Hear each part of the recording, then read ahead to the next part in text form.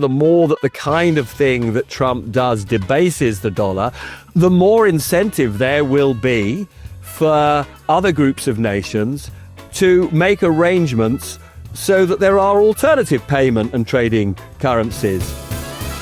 Hello and welcome to The Rest is Money with me, Robert Peston. And me, Steph McGovern. We're back together, Robert. We are the Travis and Taylor Swift of the podcast world. Can't keep us apart.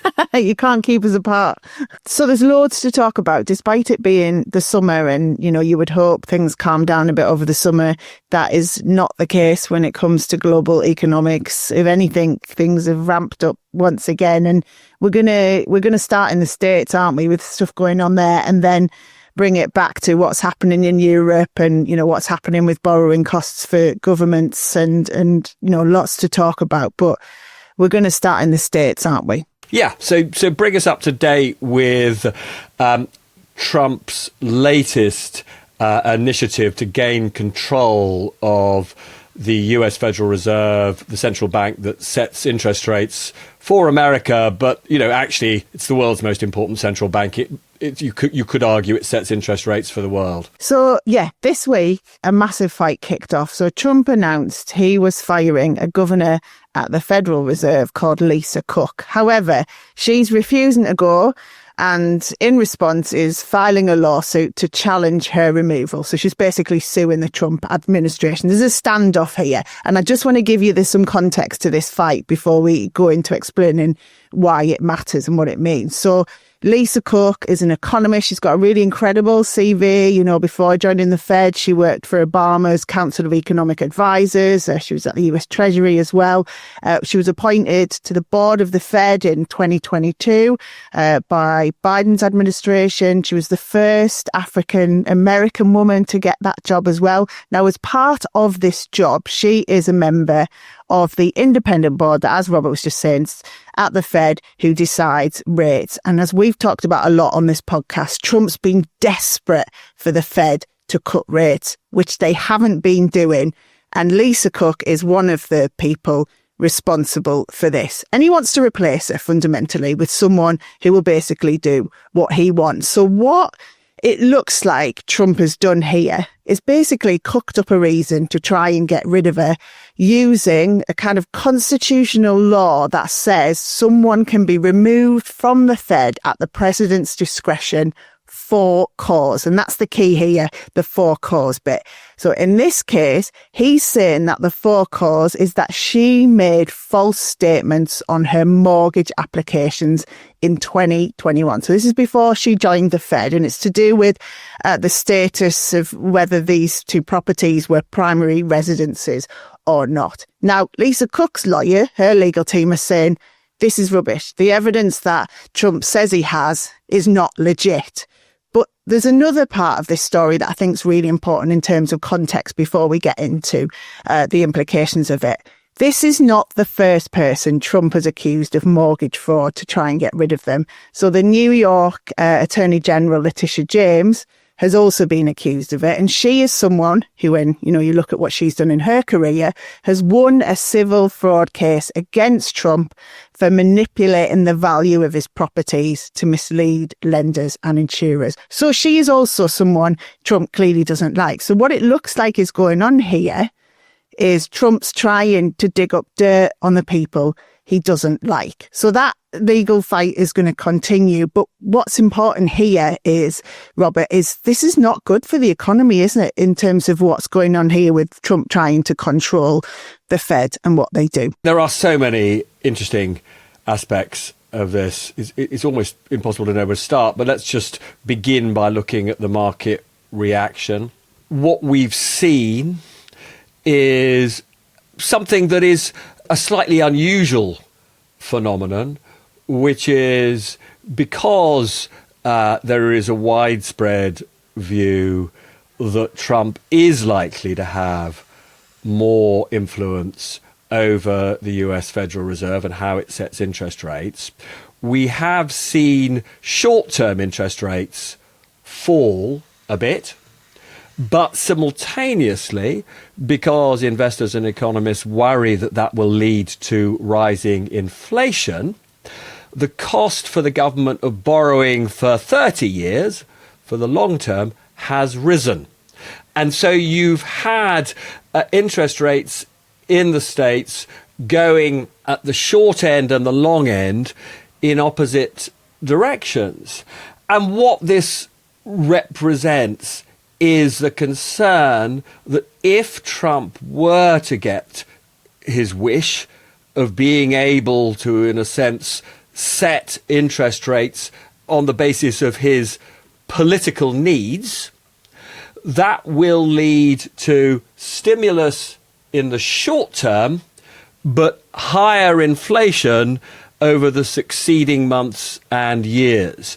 And, you know, the history of Western capitalism tends to suggest that however much in the short term, you know, politicians may get a dividend from a stimulus, however much in the short term citizens of a country may enjoy a quick burst of growth, it is the inflation that undermines investment, it undermines growth, and it undermines prosperity in the long term.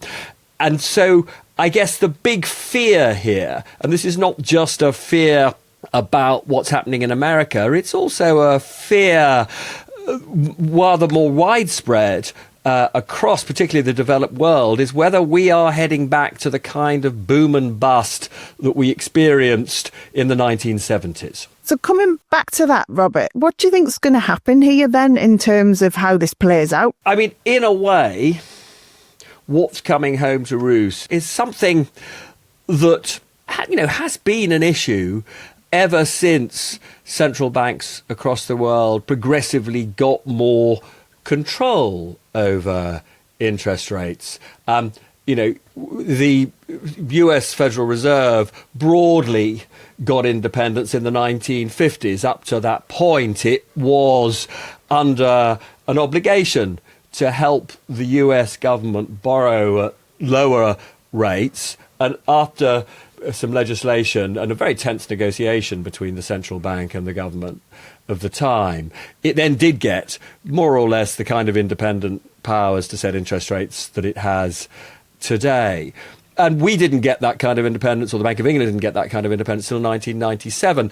There is, of course, this concern about what's called a democratic deficit, because, you know, we should be under no illusion.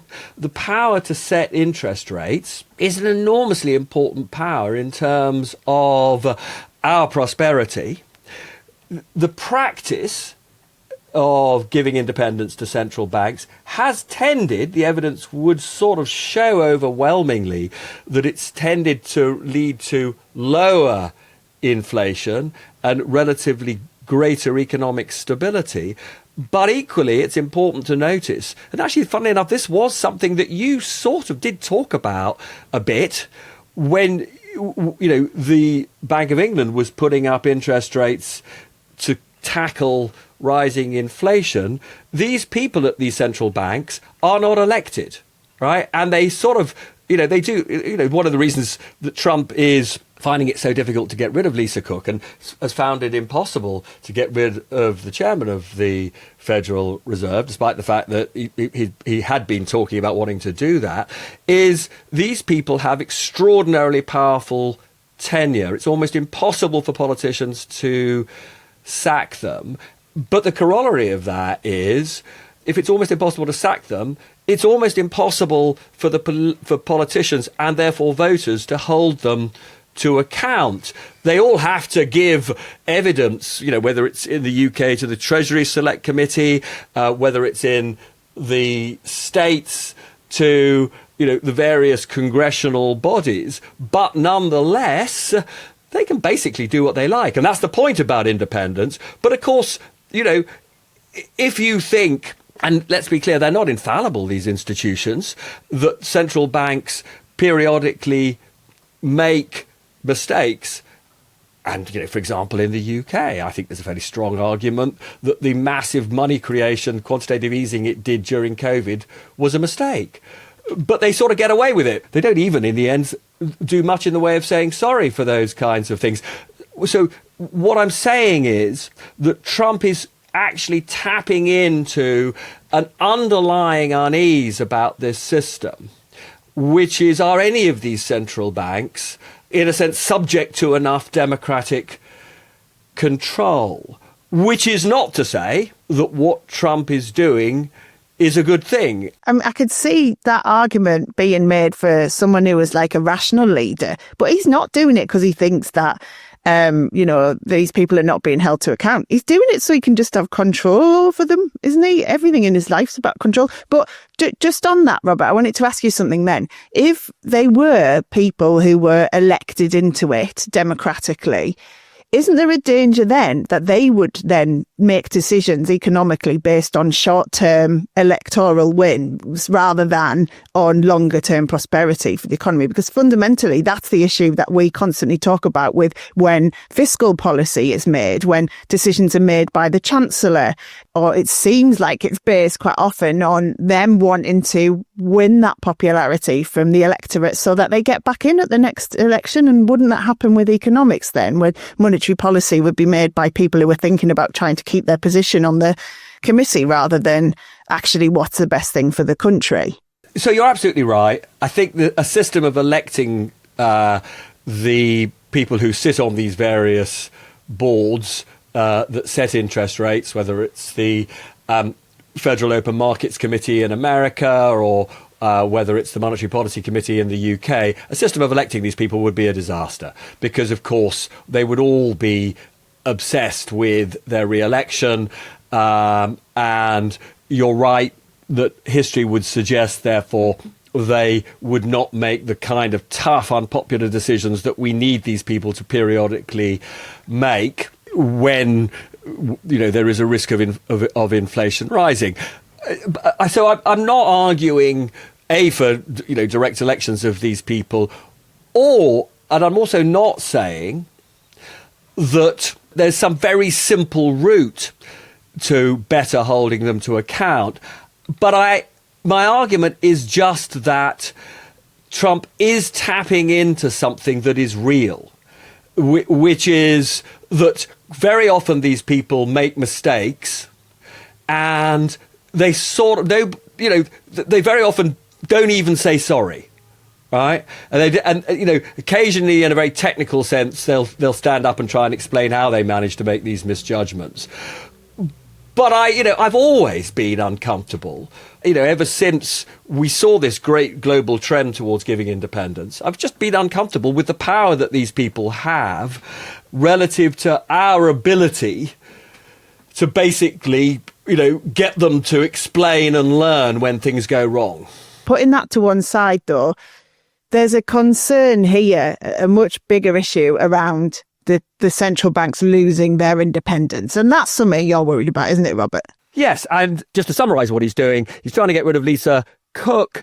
If he succeeds with that, he is in a position to get a majority of governors on the Federal Reserve. He wouldn't at that point have a majority on the Federal Open Markets Committee because there's also a bunch of people on that committee who are the presidents of the regional central banks, but he's trying to change that system so he gets more control over those appointees. And of course, he gets to appoint the head of the US Federal Reserve next year. So if he were to achieve everything he wants to achieve, he would, in effect, have control of the world's most important central bank. And that is massively unnerving investors in financial assets, economists, people who run businesses. And the reason for that is because there is a fear that for the short-term gain of a stimulus of lower interest rates in America, he would be undermining the credibility, the strength, the stability of the dollar. And that doesn't just matter in America, it matters to the world because so much of the world's trade is priced in dollars. So many of global transactions take place in dollars. And that gives America this what's called exorbitant privilege. It means that because it is the world's reserve currency, trading currency, actually America has historically benefited from much lower interest rates than would be the case if the dollar didn't have that extraordinary privilege, because it broadly means that, whether you're a business, whether you're an investor, anywhere in the world, you have to own a certain amount of dollars and dollar assets.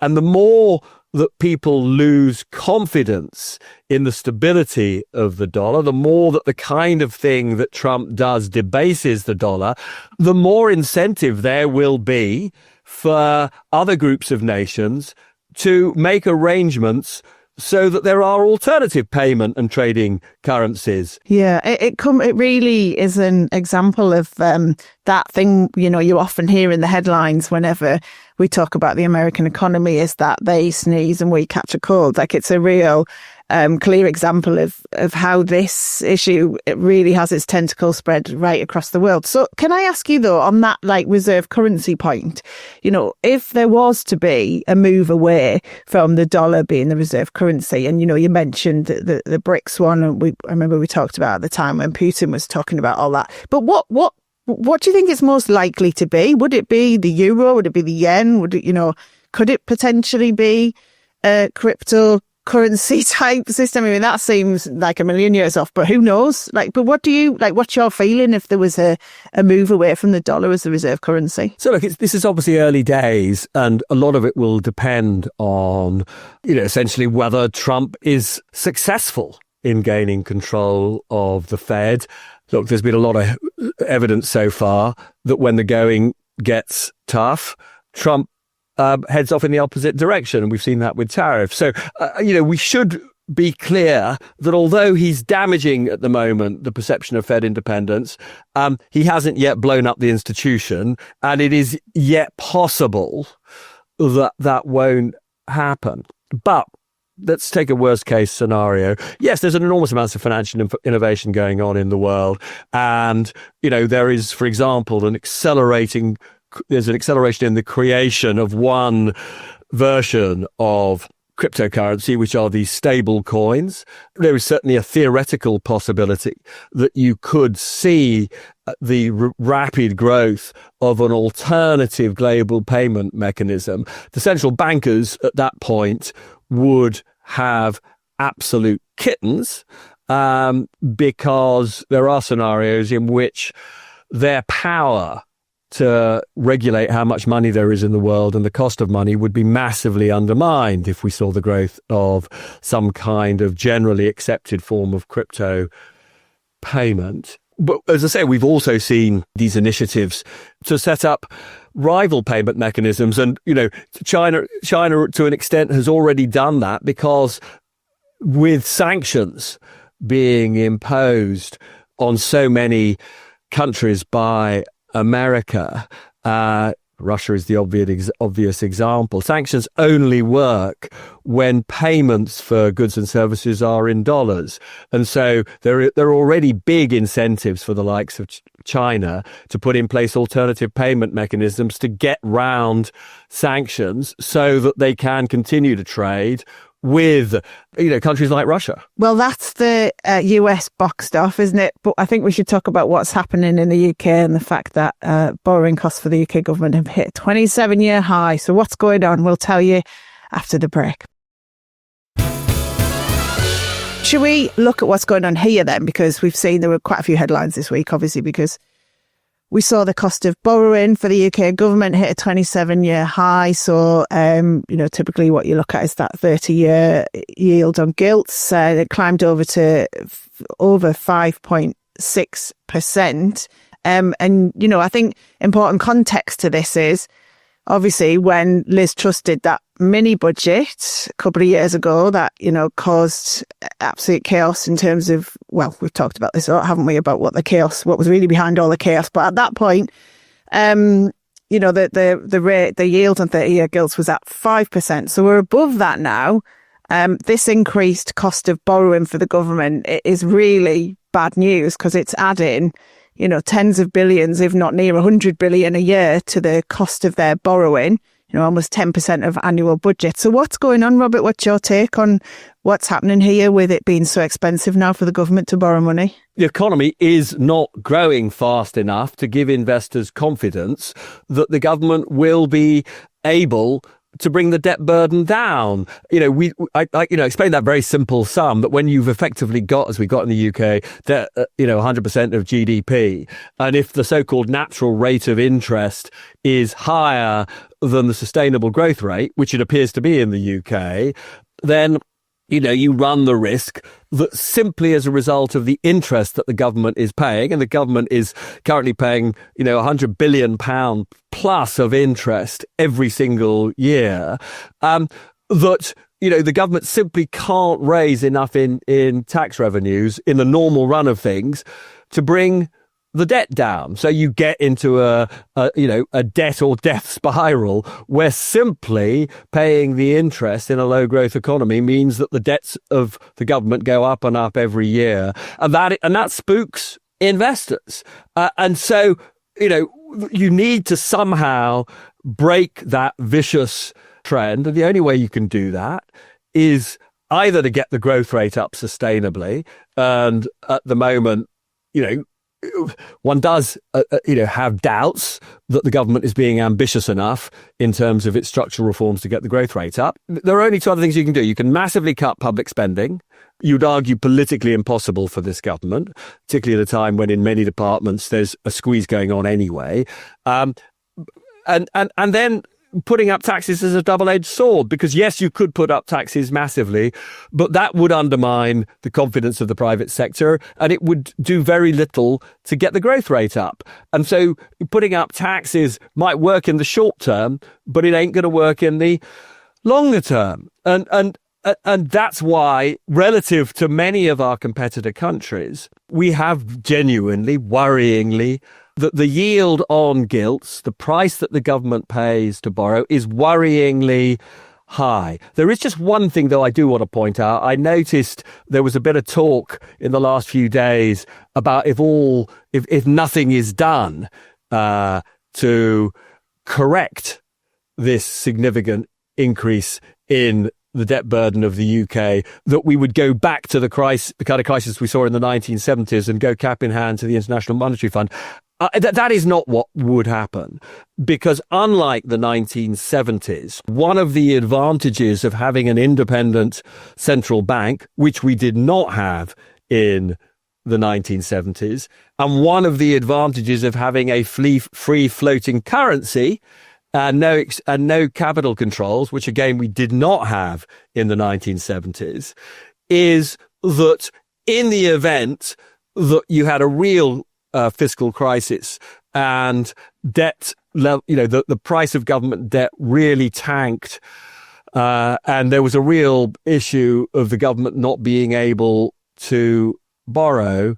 At that point, this is obviously not something that we would want. It would be potentially quite inflationary and would be a very difficult thing to manage. But you wouldn't go to the IMF. All that would happen would be that the Bank of England would create a ton of new money, which it would in effect either use to write off government debt or to lend to the government via quantitative easing. So this idea that we would go back to the IMF is for the birds. That's not going to happen. But, you shouldn't underestimate what an incredibly serious blow that would be to the credibility of the UK's government finances if we got to the stage where the government was creating money to bail out the government directly in that way. At that point, international investors would flee UK assets, and you would be into a really painful choice for any government, either of accepting very high rates of inflation or the kind of cuts to public spending that would be unbelievably painful. So, in an absolute worst case scenario where the markets are not persuaded that the UK's public finances are returning to a sustainable footing, and we're not there yet. Where we are is just a period of anxiety about this in markets. But if it got worse than that, then the outlook for us in terms of our prosperity would be terrible. Yeah, so we're not at ultimate crisis point yet, as you just laid out. But as things stand, investors are not loving us. We don't look like we've got a massive handle on things. And in terms of what we've seen so far, we obviously had the £40 billion worth of tax rises last autumn. Then we had the announcement of spending cuts in the spring, but some of those were rode back on because of the backbencher revolt on things like the welfare reform. We're all talking now about the taxes that are probably going to have to go up in the autumn budget to fill this black hole, while Rachel Reeves tries to stick to these fiscal rules. But the government is also kind of had a bit of a change in their if this was a football team, they've kind of brought in people from the subs benches, haven't they, to try and help them work this out and write this next budget. For example, Torsten Bell, we've had on the show, has been drafted in to help. Tell us what's going on behind the scenes on that front and what difference that might make. So my very strong sense is that Keir Starmer, who has really devoted most of his energies to the international crises in Ukraine, in Gaza, also obviously negotiating better relations with the EU. I think the penny has slightly dropped that if he wants to be re-elected, putting the public finances on a firmer footing, getting growth up. These are massive priorities, and so I think. There's been, actually, as I understand it, the former cabinet secretary, Lord O'Donnell, Gus O'Donnell, has been trying to give him some advice about how to, in a sense, beef up the economic competence and the effectiveness of Downing Street. One name in the frame to come in as a chief economic advisor to the Prime Minister and a sort of counterweight to the power of the Treasury is a former Deputy Governor of the Bank of England, a woman called Manoush Shafiq, and a number of sources have told me that the conversations are going on with her, where she would play an influential role advising the Prime Minister on all matters economic. It has been striking the extent to which there has not been a figure in Downing Street of that stature since Labour was elected. Prime ministers, if they're going to have robust conversations with chancellors about what's right and what's wrong, and don't allow the Treasury too much power, most prime ministers, and Keir Starmer is definitely one of these, are not economic experts. Therefore, they need to have economic experts with real authority working with them. And if Shafiq came in, she would have all those characteristics. There is still an issue about whether, there is enough of a sort of structure within government so that her voice would be heard loudly enough. But it is interesting to me that in the foreign affairs area, he did bring in, this is Keir Starmer, a former Blair colleague, the guy who was Blair's chief of staff, Jonathan Powell, as his national security advisor. And arguably, Jonathan Powell has been, since he came in, one of possibly the most important figure in terms of reshaping Britain's foreign policy, arguably on a par with the Foreign Secretary David Lammy. So there is precedent for Starmer bringing in, powerful individuals who help him, in his view, to govern more effectively. So it'll be interesting to see whether this appointment is made. It's also very significant that Torsten Bell,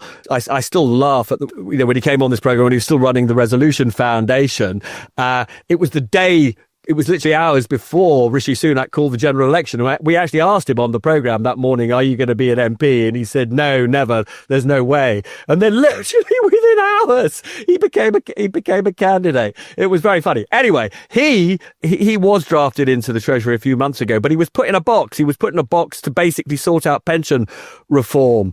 And he was not allowed, even though he is arguably in terms of politicians, the most technically able economist in the government, he was not allowed to get involved in shaping, important macroeconomic decisions. Some people say it's because he has so much confidence that the Chancellor just slightly feared, he would sort of undermine her sense of independence. Anyway, that has changed. He has, I understand, now been given an explicit role to work with the Chancellor on shaping the next budget.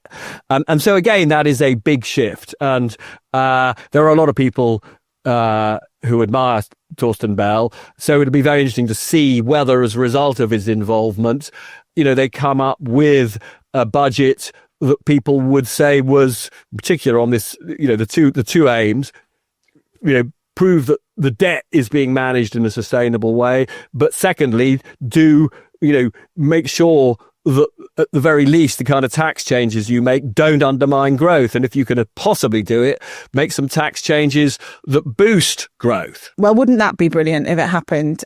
Meanwhile, over in France, it's chaos, isn't it? The political turmoil there is creating incredible uncertainty. There's a whole debt crisis going on. What's your take on it? So look, the striking thing about it is we've got a Prime Minister over there, François Bayrou, who has basically called a vote of confidence over whether he'll be allowed to take the kind of measures to get their own debt under control. He's got a whole package of cuts that he wants to make to public spending. There's been this long-running problem in France that their pension costs are too great. The thing that is really striking to me, it is really striking. Okay, I said earlier, the debt, the interest bill for the UK, well over 100 billion, right? It's almost half that in France, right? It's nearer 60 billion euros, right? Yes, their ratio of debt to GDP is higher than ours, but actually, the interest rates that the government pays in France to borrow are lower than what we have to pay. What's interesting about France, the reason this is a genuine crisis, is because the trajectory of costs in France is steeply upward. They are, unless they make these radical reforms, very unpopular reforms politically, unless they make these reforms, their debt will continue to rise in an unsustainable way. And unlike the UK, they probably would, in that crisis, have to do that humiliating thing of asking for an IMF bailout, because they do not control their central bank, or rather, I'll put this a different way. It's not that they don't control their central bank. It is that the central bank, the European Central Bank, has as its mandate the needs of the entire Eurozone. And there is almost no scenario, and we've seen this before with, for example, the fiscal crisis in Greece. There's almost no scenario that one can think of where the European Central Bank would bail out a member country like France, which was facing a debt crisis. They would not bail out France in the way that the Bank of England would bail out the British government. And so in those circumstances, France would have to go to the IMF, and that is plainly something that President Macron or any French Prime Minister would wish to contemplate, which is why he has called this confidence vote. And sadly for him, he does not appear to have achieved any kind of consensus across the political spectrum that they've got to get the debt on a sustainable footing. So his government is almost certainly going to collapse in a couple of weeks' time. Gosh, it's fascinating, isn't it? It will be very interesting to see what happens next on all of this. But we should probably wrap things up there. Thank you, everyone who is listening to us on The Rest is Money. If you want to send us any messages or any questions, to send them via email, restismoney@gmail.com, or you can send them via our socials as well. But thank you very much for listening. Bye-bye. All the best. Goodbye.